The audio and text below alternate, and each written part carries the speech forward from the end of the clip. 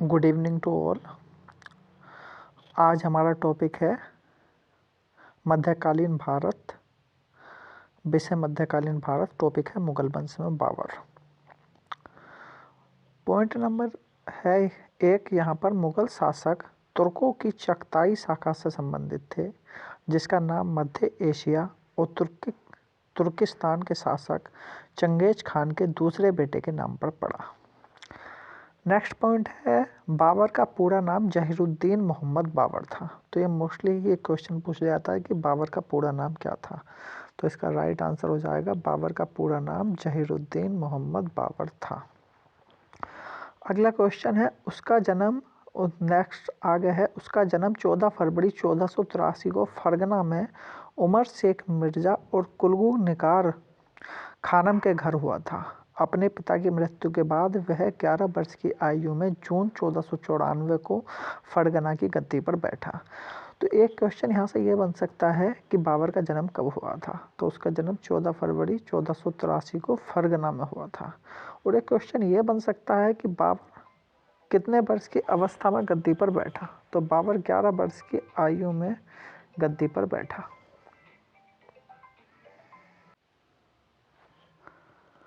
Next point है, शिवानी खान ने 1501 ईस्वी में फरगना पर आक्रमण किया और सरे पुल में बाबर को हराया। बाबर मध्य एशिया की ओर भाग गया।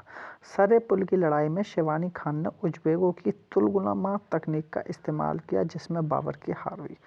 अब यहाँ से एक क्वेश्चन तो ये पूछा जाता है कि किस युद्ध में बाबर को हराया। तो इसका राइट आंसर है सरे पुल में। और एक क्वेश्चन यहाँ से ये पूछा जाता है कि तुलगुमा तकनीक का इस्तेमाल किस लड़ाई में करा गया। तो वो भी हो जाएगा, सरे पुल की लड़ाई में शिवानी खान ने बाबर के विरुद्ध तुलगुमा तकनीक का इस्तेमाल किया। नेक्स्ट पॉइंट है, 1504 ईस्वी में काबुल जीतने के बाद बाबर ने पैतृक उपाधि मिर्जा त्याग दी और नई उपाधि पातशाह धारण की। अब यहाँ से ये क्वेश्चन बनता है कि बाबर ने पातशाह की उपाधि कब धारण की। तो वो हो जाएगा 1504 ईस्वी में। और एक क्वेश्चन ये बनता है कि बाबर ने अपनी पैतृक की उपाधि कब त्यागी थी। मिर्जा पैतृक उपाधि मिर्जा कब त्यागी थी। तो वो हो जाएगा 1504 ईस्वी में। अगला पॉइंट है, आलम खान इब्राहिम लोधी का चाचा था। उसने बाबर को भारत पर आक्रमण करने के लिए आमंत्रित किया और दिल्ली की गद्दी पर अपना अधिकार जताया। तो क्वेश्चन ये पूछा जाता है कि बाबर को भारत पर आक्रमण करने के लिए किसने आमंत्रित किया था। तो इसका राइट आंसर हो जाएगा आलम खान ने। अगला पॉइंट है, 1524 ईस्वी में बाबर के चौथे अभियान के दौरान दिल्ली के सुल्तान इब्राहिम लोधी और पंजाब के गवर्नर दौलत खान के बीच तीखी दुश्मनी हुई। इब्राहिम लोधी ने दौलत खान को अपनी राजधानी आने का आदेश दिया, लेकिन दौलत खान ने उसके आदेश का उल्लंघन किया और अपने बेटे दिलावर खान को बाबर के पास ये संदेश लेकर भेजा कि वह इब्राहिम लोधी को गद्दी से उतारकर उसकी जगह आलम खान को गद्दी पर बैठाने में उसकी मदद करे। यह बाबर के लिए एक सुनहरा अवसर था, क्योंकि उसे पहले ही मेवाड़ के राजा राणा सांगा का निमंत्रण मिल चुका था। उसे पूरा भरोसा था कि भारत पर विजय प्राप्त करने का अवसर आ गया है। अगला क्वेश्चन है, पानीपत की पहली लड़ाई 21 अप्रैल 1526 को बाबर और इब्राहिम लोधी के बीच लड़ी गई थी। बाबर के पास विशिष्ट सैन्य रणनीति थी। बाबर का विशाल तोपखाना उसकी जीत के मुख्य कारणों में से एक था। इब्राहिम लोधी की सेना संख्या में अधिक होने के बावजूद युद्ध हार गई। इस युद्ध में इब्राहिम लोधी मारा गया। परिणाम स्वरूप दिल्ली और आगरा तक का पूरा क्षेत्र बाबर के नियंत्रण में आ गया। अब यहाँ से सबसे मोस्ट इंपोर्टेंट क्वेश्चन बनता है कि पानीपत की पहली लड़ाई कब हुई। तो उसकी डेट याद कर लो, 21 अप्रैल 1526 को। अगला क्वेश्चन बनता है कि पानीपत की पहली लड़ाई किस किस के बीच हुई। तो उसका राइट आंसर हो जाएगा बाबर और इब्राहिम लोधी के बीच।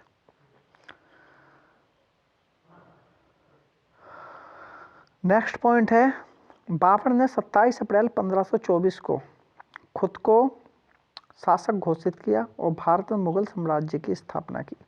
बाबर ने पानीपत की पहली लड़ाई में तुलगुमा तकनीक का इस्तेमाल किया। बाबर का विशाल तोपखाना उसकी जीत के मुख्य कारणों में से एक था। उस्ताद अली कुली ने तोपखाने का नेतृत्व किया और मुस्तफ़ा ने तोपचियों की बटालियन की कमान संभाली।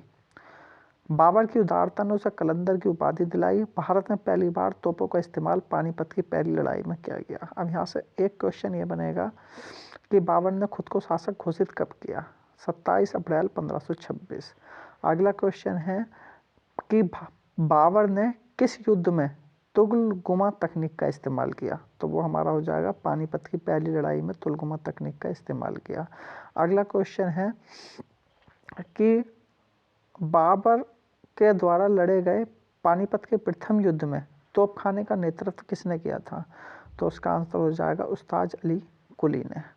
अगला क्वेश्चन हो जाएगा बाबर द्वारा लड़े गए पानीपत के प्रथम युद्ध में तोपचियों की बटालियन किसने संभाली थी? तो उसका आंसर हो जाएगा मुस्तफ़ा ने।